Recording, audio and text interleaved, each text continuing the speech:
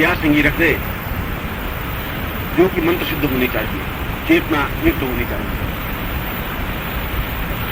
फिर इस पर शत्रु का नाम कुमकुम से लिख दे। यद्यपि इसके ऊपर छोटे छोटे बाल होते हैं इसलिए नाम आपको वापस पढ़ा नहीं जाएगा, प्रश्न ये नहीं है, आपको लेख नहीं तो उसके नाम लिख देना है, वो आपको पढ़ा जाए या नहीं जाए। हवा में अगर मैं नाम लिखूं तो राम ला लिखा जाएगा, अब कोई पढ़े नहीं पढ़े ये मेरा मतलब नहीं, मैं उंगली से मैंने राम ला ल लिखा जरूर। इसी प्रकार स्याही से कुमकुम से उस स्याह सिंगी पर शत्रु का नाम लिख दे। यदि मुकदमे में एक से ज्यादा पार्टियां हों तो जो मेन व्यक्ति हो, महत्वपूर्ण व्यक्ति हो, उसका नाम लिख दे।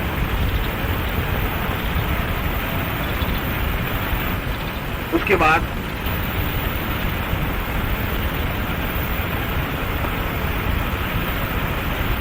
निम्न मंत्र का जप करें। मंत्र है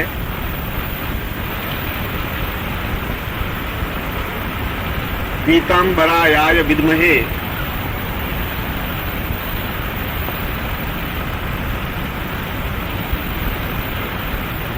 पीतांबरायाय विद्महे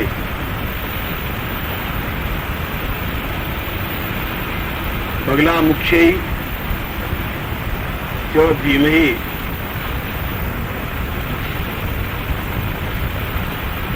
तन्नो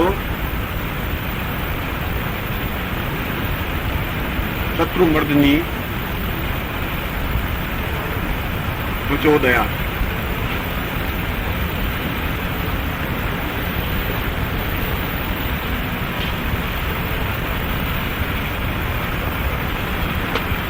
इसकी 3 मालाएं आप फिरें।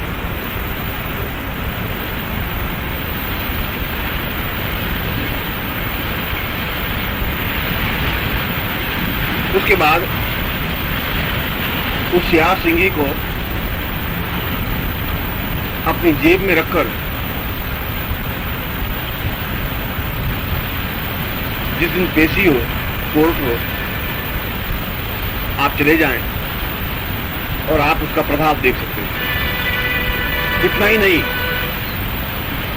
यदि कोई आपका विरोधी है, आप यही प्रयोग करके उस विरोधी के घर मिलने चले जाएं, आपको मालूम पड़ जाएगा कि बस कितना आपके अनुकूल बात करने लग जाता है।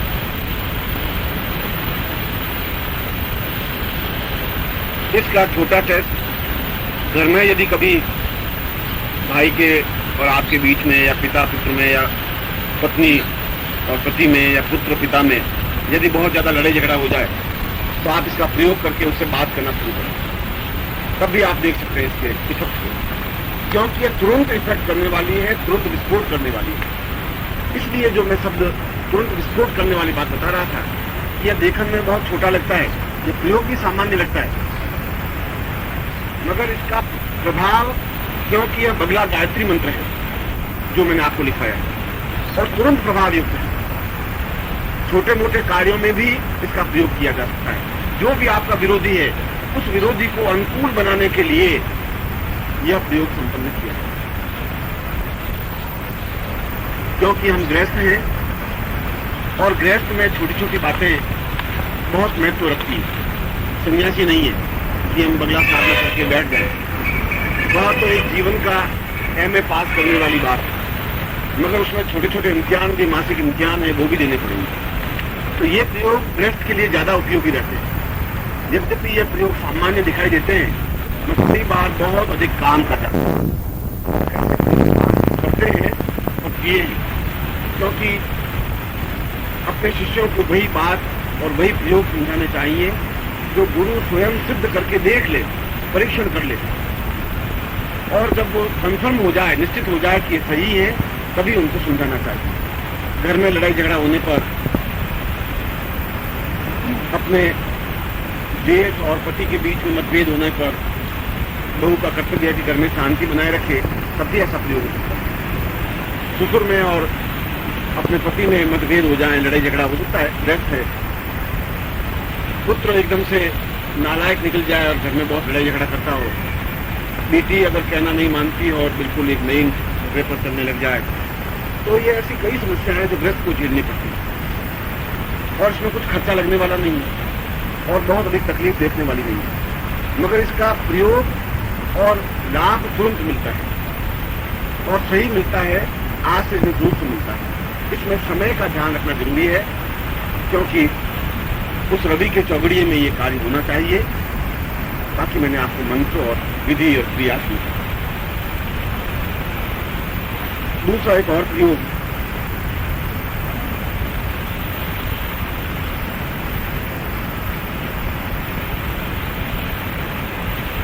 जीवन में साहस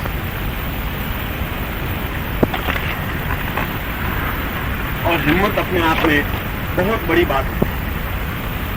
यदि व्यक्ति में साहस नहीं हो तो व्यक्ति अपने जीवन में कुछ भी नहीं कर सकता।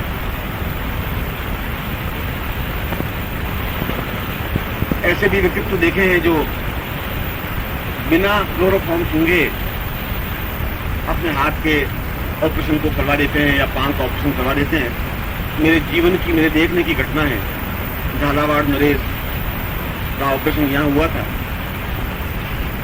और उनके हाथ में एक बड़ा मसूदा गांठ सी निकल गई। डॉक्टर ने कहा कि इसका ऑपरेशन करना जरूरी है और वे अपने जीवन में बहुत दृढ़ निश्चय रहे, बहुत हिम्मतवान रहे। आज उनकी उम्र 80 साल 81 साल की, उसके बाद भी उनमें दम तो इतना ही है और आज भी अगर आपका वो पंजा पकड़ में आस पास नहीं। और ये सब आया उनकी बड़ी गति बदली है और हिम्मत और ताकत आपसे कई गुना ज्यादा थी। आत्मबल उन्हें बहुत मजबूत। तो उदाहरण देकर बता रहा हूँ। उनका जब यहाँ ऑपरेशन हुआ तो डॉक्टर बनर्जी ने ऑपरेशन किया तो उनका क्लोरोफॉर्म की जरूरत ही नहीं है। मैं हाथ हिलाऊंगा नहीं, आप ऑपरेशन कर दो। डॉक्टरों ने भरोसा किया नहीं, विश्वास नहीं किया कि ऐसा कैसे हो सकता है। उन्होंने कहा कि मरीज तो मैं हूं और मैं क्लोरोफॉर्म दूंगा नहीं, और यदि बिगड़ जाएगा केस तो जिम्मेवार मैं हूं। उनका हाथ बिल्कुल हिलना नहीं चाहिए, उनका हाथ हिलेगा ही नहीं। और पूरा चीर फाड़ 3 घंटे तक उन्होंने होती रही, पूरी अंदर रसोड़ी निकल गई, सब कुछ हो गया। हाथ उन्होंने गंभीर तक नहीं लेने दी। और ये घटना लोगों में चर्चा का विषय रही, मगर इसमें कोई बहुत बड़ी बात नहीं थी।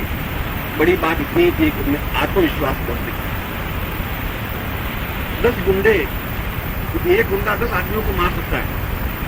उन 10 गुंडों के बीच में एक पुलिस अफसर दुबला पतला कपड़े पहने हुए मटिया खड़ा हो जाता है और वे भाग जाते हैं। और यदि सही देखे तो एक गुंडा उनको थप्पड़ लगा रहे तो पुलिस 4 पटक नहीं खा सकती, उनको ताकत नहीं होती, मगर वो आत्मविश्वास के साथ पुलिस के बीच में घुस जाता है और घुसते ही वो गुंडे भाग जाते हैं। और यही आत्मविश्वास जीवन में बहुत अधिक काम करता है।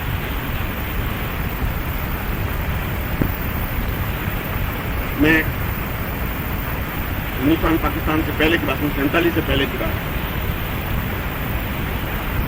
और जब 47 का ये हिंदुस्तान पाकिस्तान हुआ आपका, तब मैं पाकिस्तान में था पिताजी के। और ये सारी घटनाएं, ये सारे दृश्य, भयानक और विभत्स दृश्य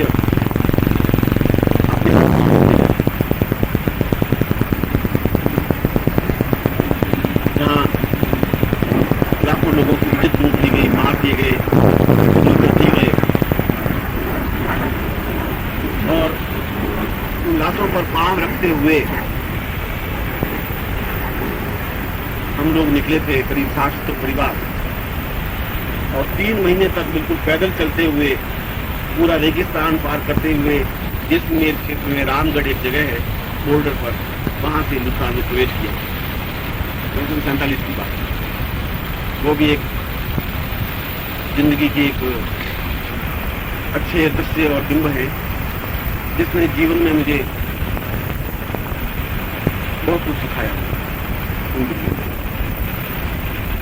उस समय तो आदमी को भरोसा उठ गया, विश्वास उठ गया था कि आदमी, यही आदमी है जिनको हमने बड़ी प्रशंसा की है, तारीफ की है, किताब में लिखी है, इन पर यही राम कृष्ण के अवतार है, ऐसा विश्वास हो गया। और उनमें से मैं ऐसे कई परिवारों को जानता हूं जो वहां बिल्कुल संपन्न थे, जिनके यहाँ 15-20-25 नौकर सारे। द्वारकादास हमारे साथ चले थे। हमें मालूम है कि जब हम वापिस रामगढ़ पहुंचे तो हम किसी के पास पैसे होने का तो सवाल ही नहीं था। कुछ कर्जा लेकर के ऊँट वालों को दिया है जो आए थे। और वही द्वारकादास आज वापिस संपन्न है और उच्च स्तर पर आर्थिक क्षेत्र में व्यापार